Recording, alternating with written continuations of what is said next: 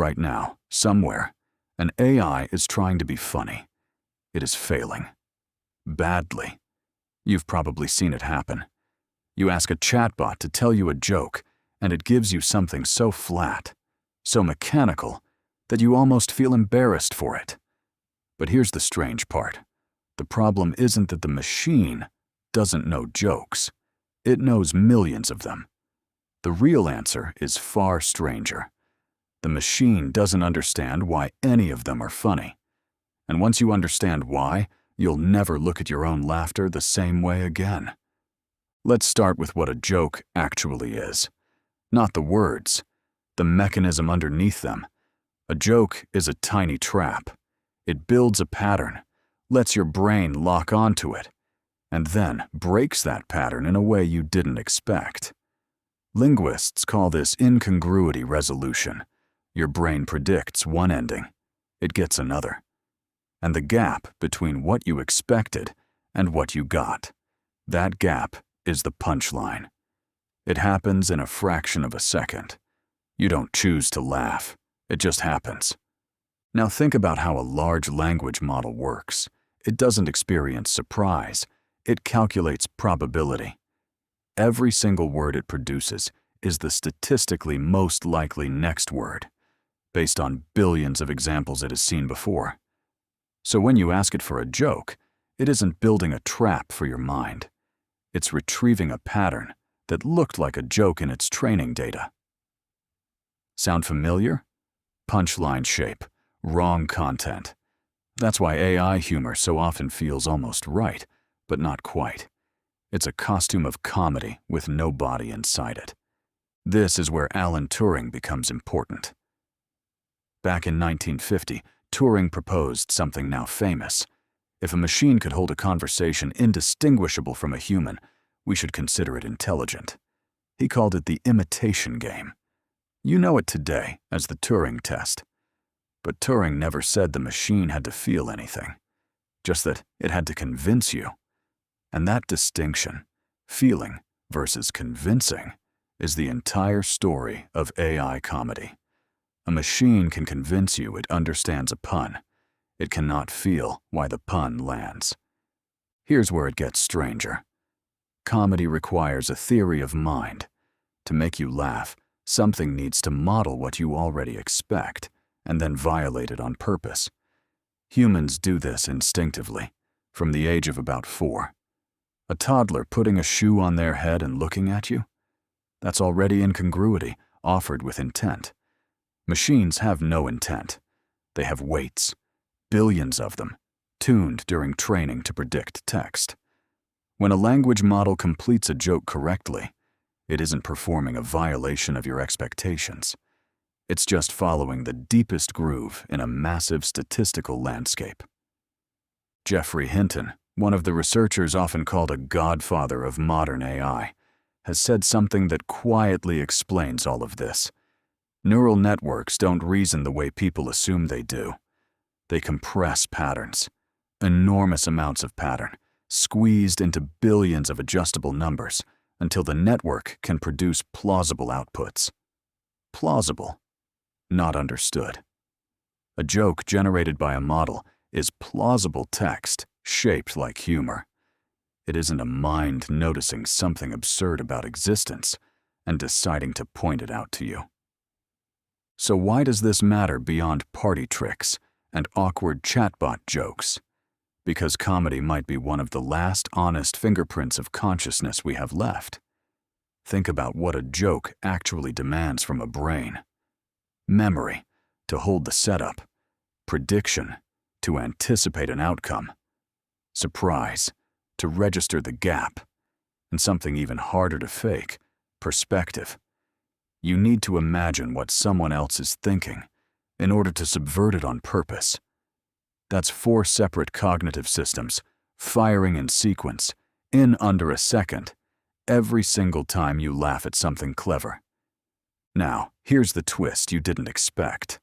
AI is getting frighteningly good at appearing to have all 4.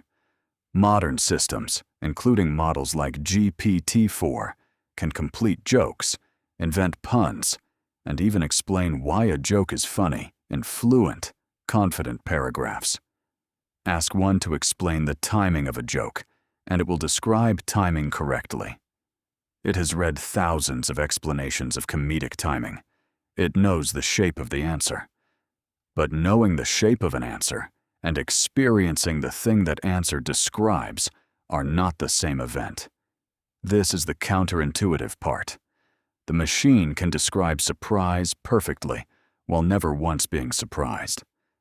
Researchers who study AI safety and interpretability, people like Timnit Gebru, have spent years warning about exactly this gap.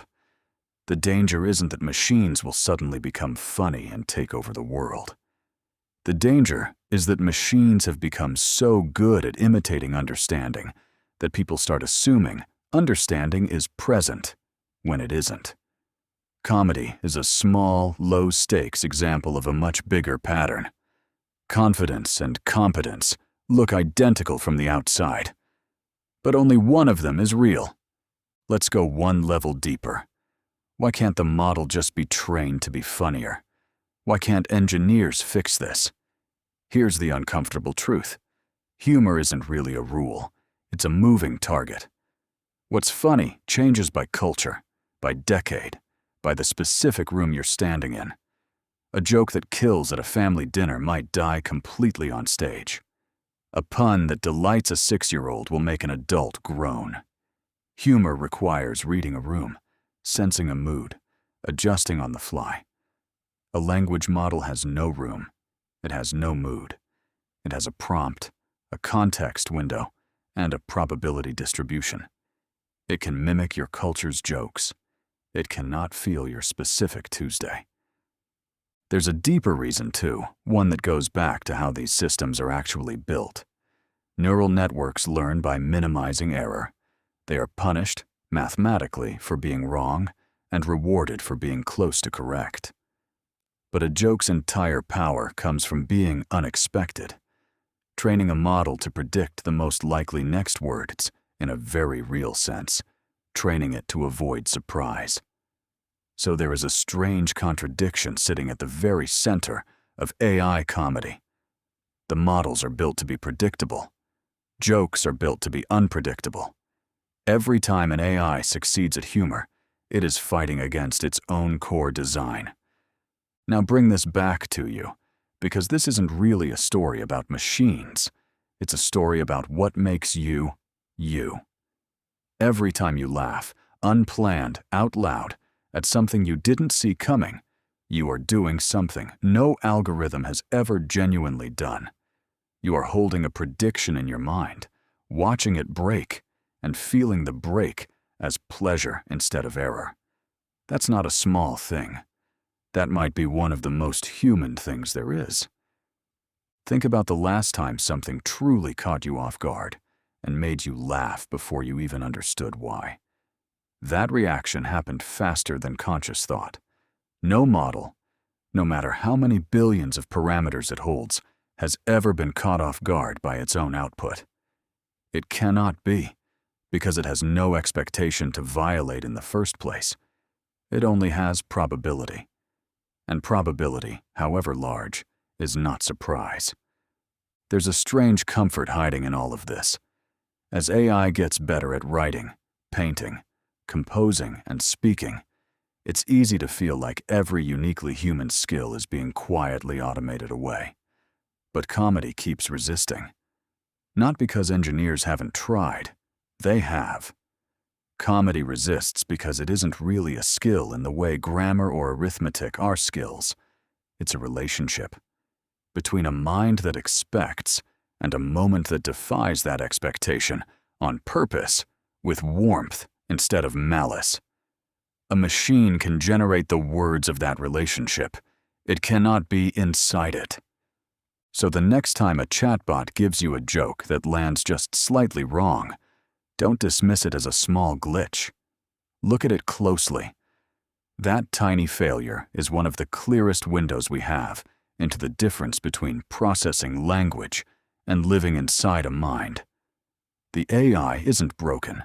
It's doing exactly what it was built to do, predicting the next likely word with extraordinary precision. It's just that laughter was never really about prediction. It was about being wrong in exactly the right way and feeling delighted by it. And that delight, small, involuntary, and impossible to fake, might be the last punchline machines never quite land. Right now, somewhere, an AI is trying to be funny, and somewhere else, a human is laughing at something no machine ever saw coming.